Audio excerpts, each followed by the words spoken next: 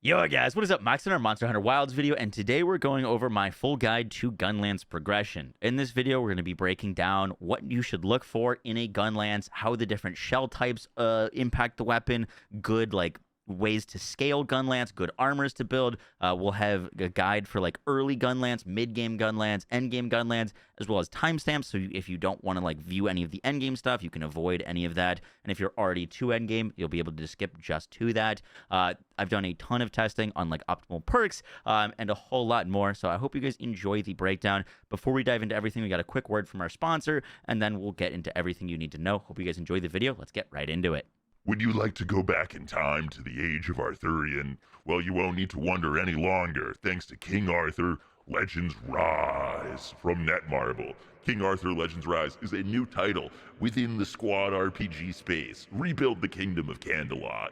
Take on Arthurian quests, forge mythical weapons, and try out crossplay between mobile and PC. It also just launched on Steam.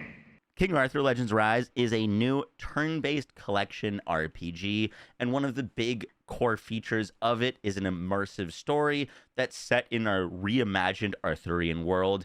As you adventure out into this world, you're going to create and collect a ever-growing squad of knights, mages, and rogues. King Arthur also features impressive graphics, fun side quests such as solving puzzles, and battle variants depending on environmental factors such as the weather that can change up the way that you fight and approach combat. The game is available on Steam, and you can check the description of this YouTube video as well as the pinned comment to go ahead on your Camelot progression. So let's start by talking about what makes a good Gunlance. Now, Gunlance has multiple different attacks with it. You've got attacks with the actual lance part, which is severing damage, and that can crit and deal elemental damage. You've got attacks with the shells, which are going to be non-elemental damage and cannot crit. And there's a lot of different options for Gunlances that have different changes to the different shelling types, the powers of the shells.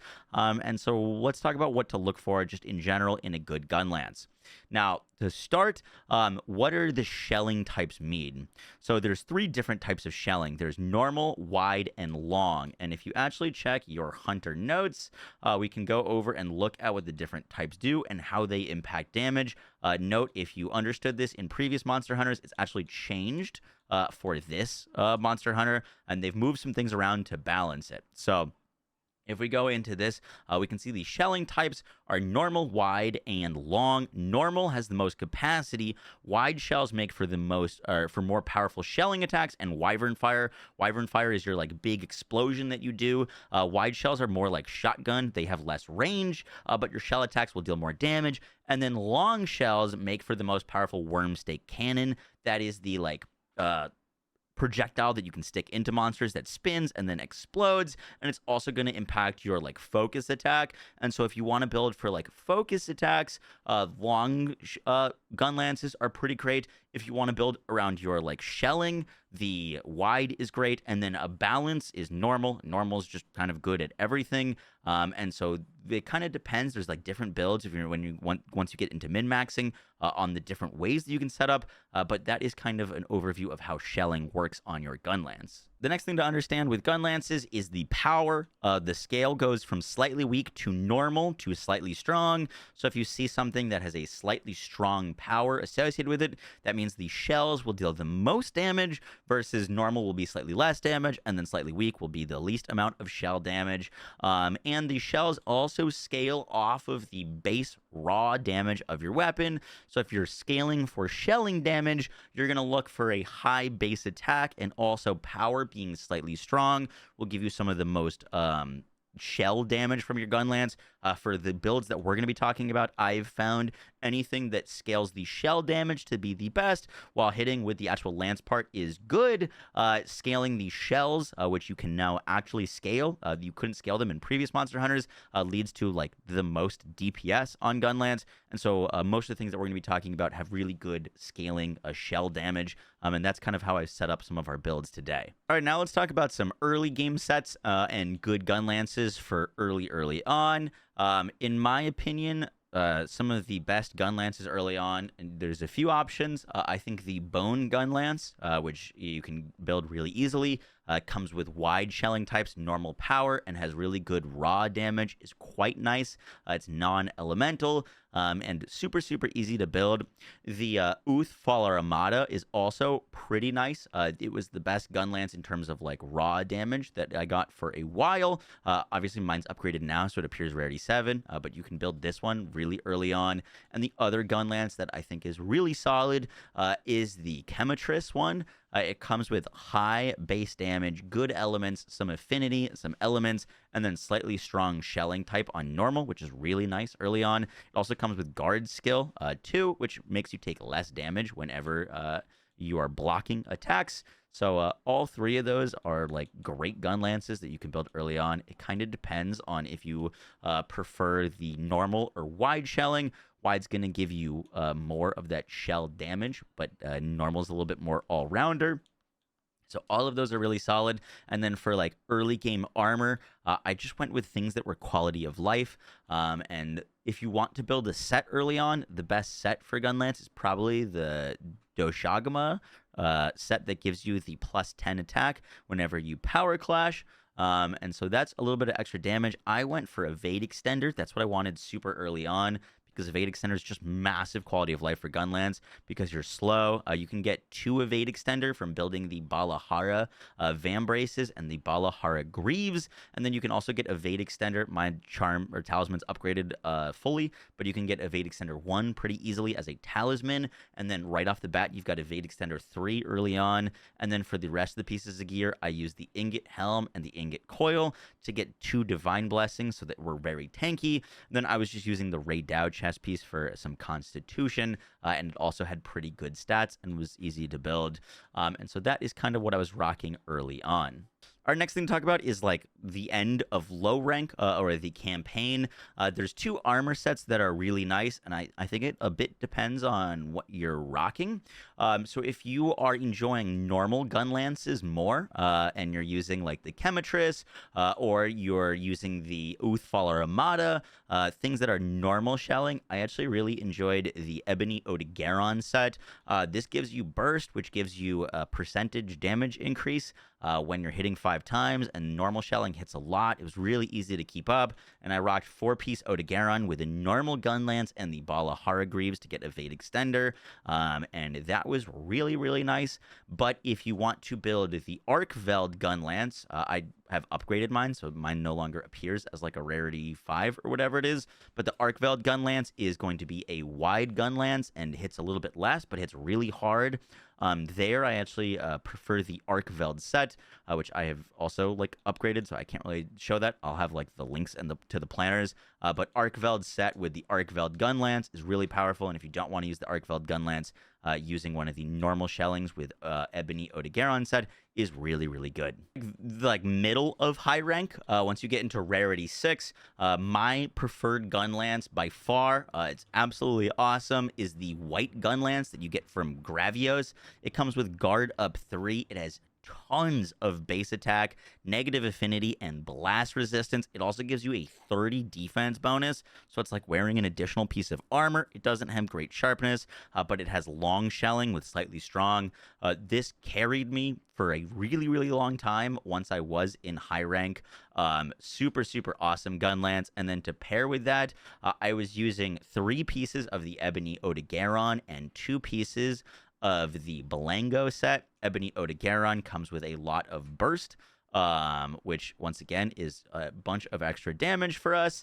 And then if you wear the Belango, you can get Agitator 2, and then the Belango Greaves gives us Agitator 1, which is also a bunch more damage. And then there, you're hoping to have an upgraded Evade Extender Talisman, and then Evade Extender, at least on one of your jewel slots. I have like way too many Evade Extenders right now just to show.